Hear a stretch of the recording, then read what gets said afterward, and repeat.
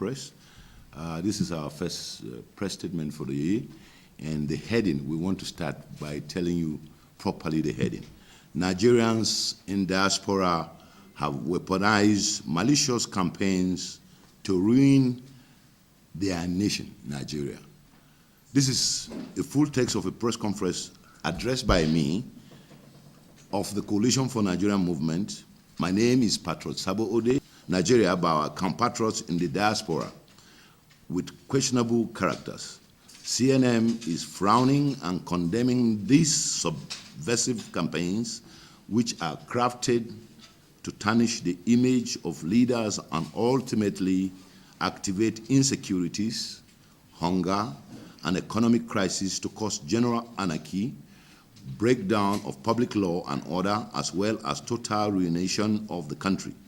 While the architects relish peace and security under the protective shields of foreign nations held in Abuja on today being the 20th, 2021.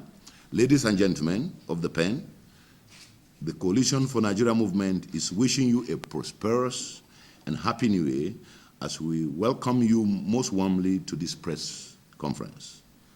We are elbowed to address this press conference in order to speak to the generality of Nigerians over the trending mindsets and inclinations of Nigerians in the diaspora who have decided to dodge the pains, discomforts, and scares of nation building, but indulges in subversive actions against the country.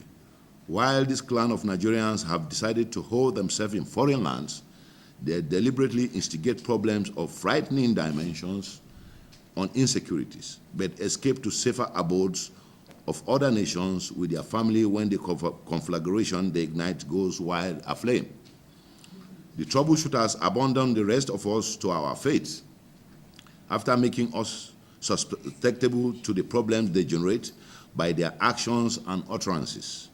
We are baffled at the manner these Nigerians in diaspora dubiously misinterpret and apply the doctrines of freedom of speech and the rise to public protest by the citizens in the expression of grievances against government in a manner which project them as built to the deciment of peace and violence.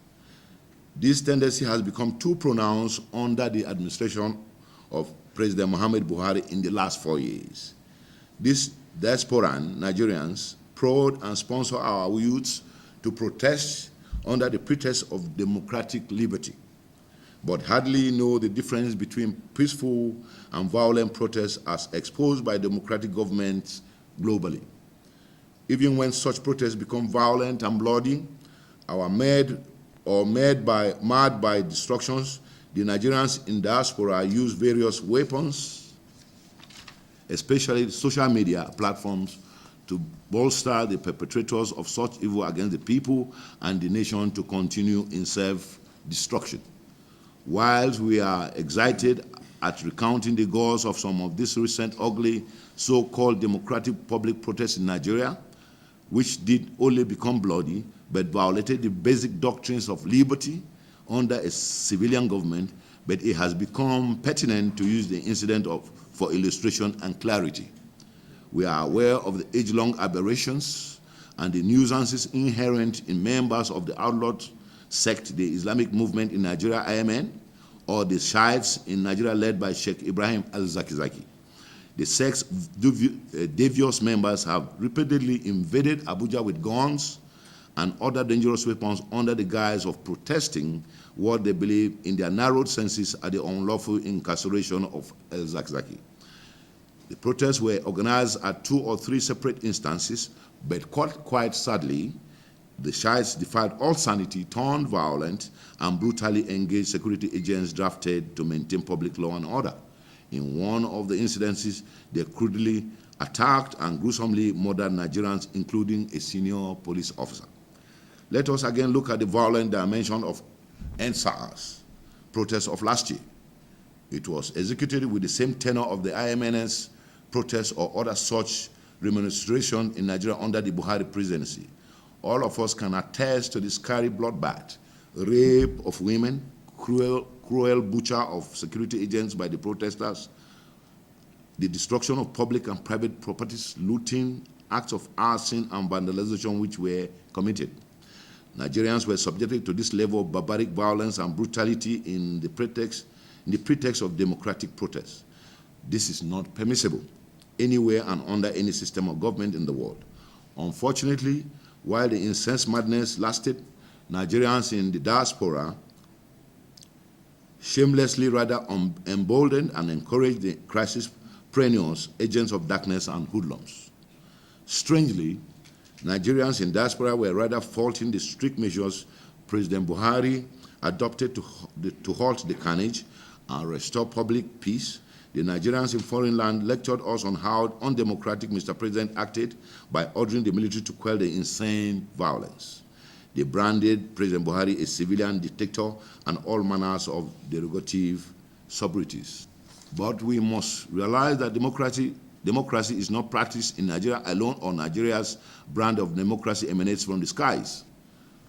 But most pointedly, no democratic leader allows national security to be compromised by hoodlums and miscreants in the guise of exercising democratic rights, either in public protest or any other endeavor. National interest supersedes every other consideration. Therefore, democratic protests which assume the character of bloodbath are ruthlessly crushed with the force it deserves. Nigerians have seen it done elsewhere in recent times. We know America as the global bastion of democracy, but outgoing President Donald J. Trump could not tolerate lawless protesters. He ordered American military out to protect America's national heritage from abuse by vandals, looters, arsonists, and brigands. It happened during the Black Lives Matter demonstration over the police murder of George Floyd. No one raised an eyebrow. In a split second, security agents murdered 5 Americans. The venom expressed by protesters at Capitol Hill was just an insignificant fraction of what Nigerians should do during the NSAS protests in the country. Among victims of the police reaction to the enraged and violent protester was a woman who was shot point blank on the chest, and she died instantly. Nigerians who administer the Abuja country office of Amnesty International, but no word has been heard from them to this moment. But these are the people who pick bones in everything Buhari does. We must understand the motive and hypocrisy in the malicious campaigns of these Nigerians in the diaspora against this country. The masterminds of the bellicose campaigns are diaspora Nigerians who are at best outcasts and renegades. The diaspora office has failed. It has become an avenue for disgruntled elements to congregate against the interests of the entire country. The CNM is pleading with all citizens of our country to rise up against the negative influence and interferences by Nigerians in diaspora who mean no good for our beloved country. This is not the time to procrastinate in taking the appropriate action. The mindless assault and undermining of the peace and security of our country in the guise of exercise of democratic right must cease. Thank you so much.